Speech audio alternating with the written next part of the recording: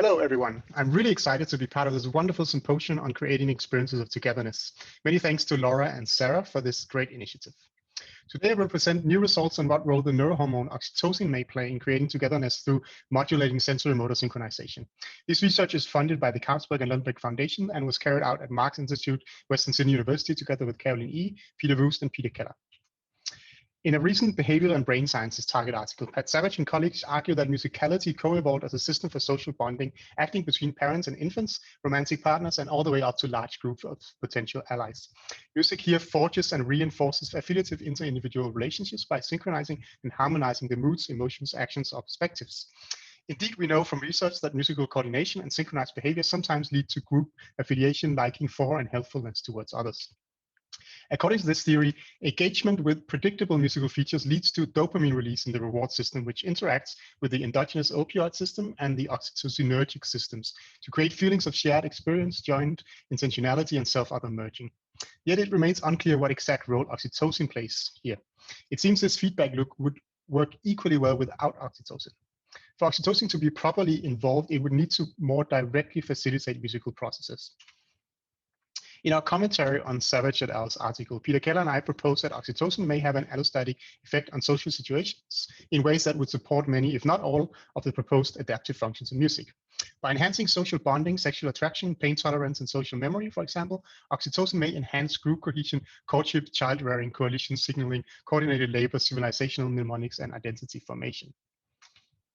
In a 2016 scientific reports paper, we provided empirical substantiations for this view.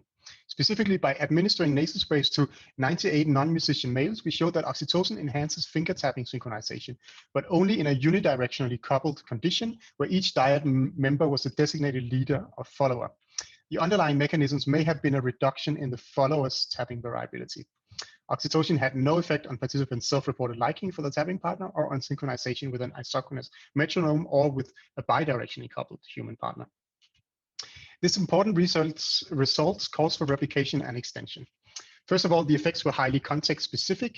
The underlying mechanisms were somewhat unclear. So did oxytocin affect PNS, CNS, or CNS via PNS? Was it merely due to reduction of bottom-up motor or timekeeper noise, or due to an optimization of top-down attention or prediction? Moreover, ceiling effects, insensitive social cohesion measures, male-only participants, individual differences, potential experimental bias from single-blind administration of nasal sprays, and limited realism of the tapping task could have compromised the validity and the generalizability. All these limitations are addressed in the study reported here, as specified in this list. We'll come back to the details. Good. So let's look closer at the methods we applied. So first of all, we included 66 males, 62 females, so 64 dyads of people who came in for 2 sessions of the experiments. We used a double-blind randomized placebo-controlled within-subject trial design where we used oxytocin and placebo nasal sprays. These nasal sprays were compounded by a local chemist who also did the blinding for us. There are 6 conditions, the order of which was counterbalanced. Each of them were repeated twice as well. In the first 4 of these conditions in the table here, people were drumming with an adaptive computer partner implementing 10% phase correction. In conditions 1 and 3, they were told that they were drumming with a computer, which they were indeed. And in 2 and 4, they were told they weren't drumming with a human, even though they were still drumming with a computer. In 1 and 2, people were drumming at a steady tempo at 120 BPM, whereas in the 3 and 4, the tempo changed sinusoidally between 100 and 150 BPM. In the 2 final conditions that were direct replications of our previous study, people were drumming with a unidirectionally, where there was a designated leader and a follower. So the leader here just drums along, and the follower hears the leader, but the leader doesn't hear the follower. And finally, there was a bi-directional conditions where they could both hear each other.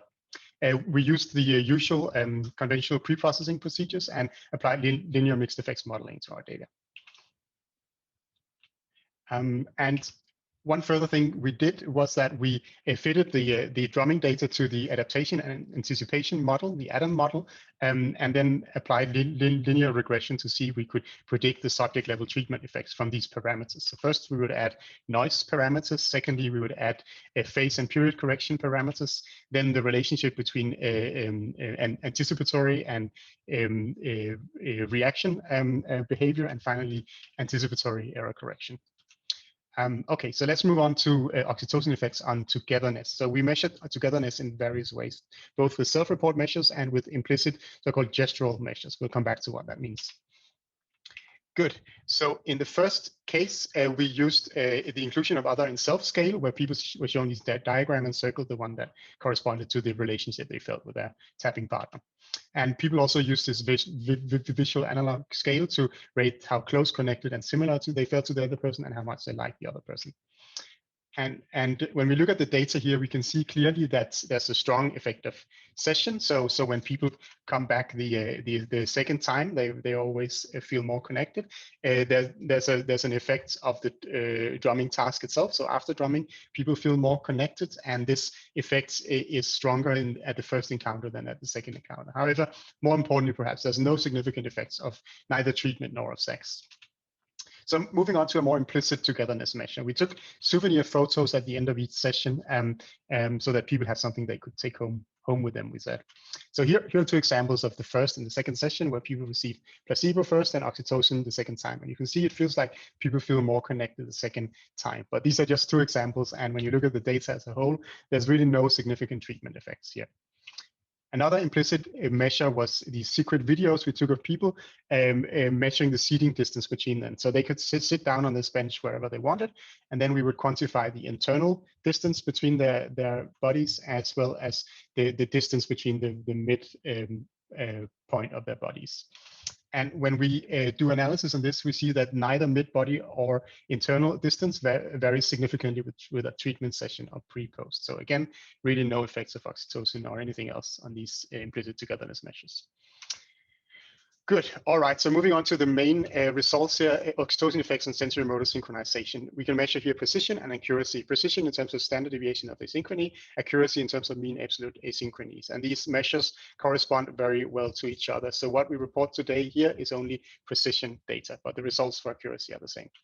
Good. So the steady beats drumming here, we see, first of all, that there's no significant effect of treatment or of sex.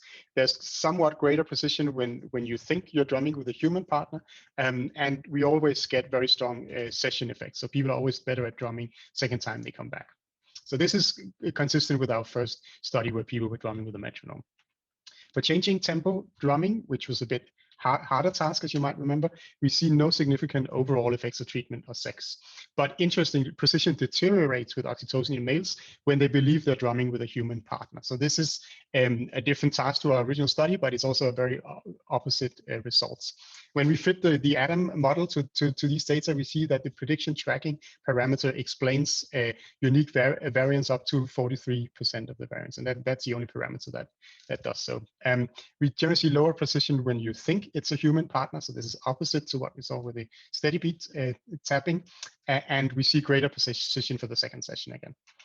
Finally, moving onto the direct replication of our previous study, we see here that there's no significant overall effect of treatment. But precision again deteriorates with oxytocin in males, especially in the unidirectional coupling condition. So these effects are directly opposite to our previous study. And in this case, timekeeper noise, a very different ADAM parameter, is the only one that explains unique variance.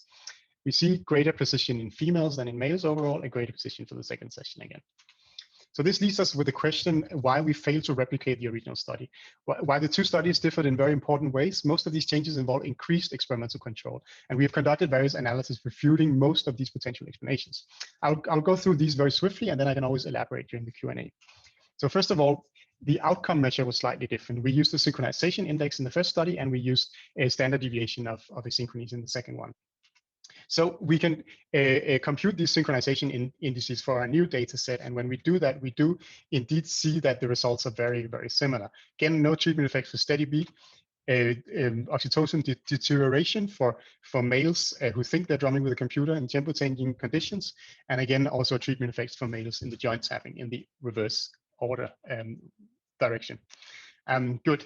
The second difference is the design. So the first study was the between subject design. The second one was the within subject design. So when you do this, people will obviously know each other the second time they come back, and this partner familiarity may play a role, you could say.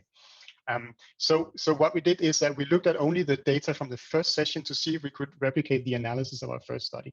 And when we do that, the non-rem replication becomes even clearer. In fact, we don't get any significant treatment effects in the tempo changing or drumming condition anymore.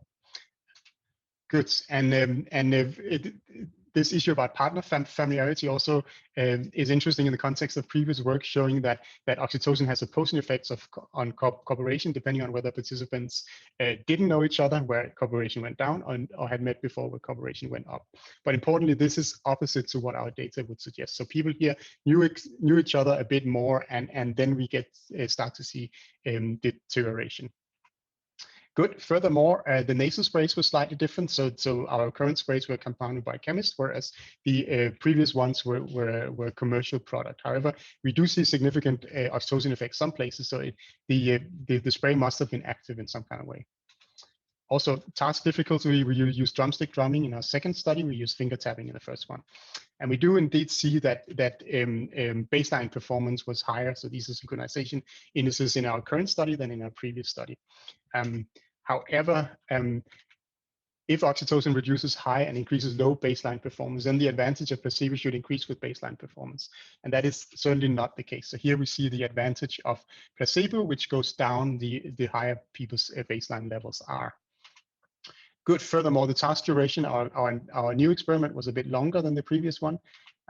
So it's recall that all blocks were repeated twice during each experiment session. So we can look at the iteration and see whether the effects differed between the first and second time given condition was replicated. And indeed, this iteration effect does not interact with treatment effects. The results are fully replicated. And finally, perhaps the context might have differed a bit. In our previous experiment, we only had one question at the very end, whether they liked the other person. Here, people were primed to think that it was a social psychology experiment with all these questionnaires and so on. And also experiment gender was different. This time I collected all the data, whereas before 3 of my female co-authors helped out. And we know that oxytocin increases compassion in males towards women, but not towards males. But it's hard to know what effect this might have had. So summing up, in conclusion, we see no demonstrated oxytocin effects on togetherness, neither as measured explicitly or implicitly. There's non-replication in females and potential reverse effects of oxytocin in males.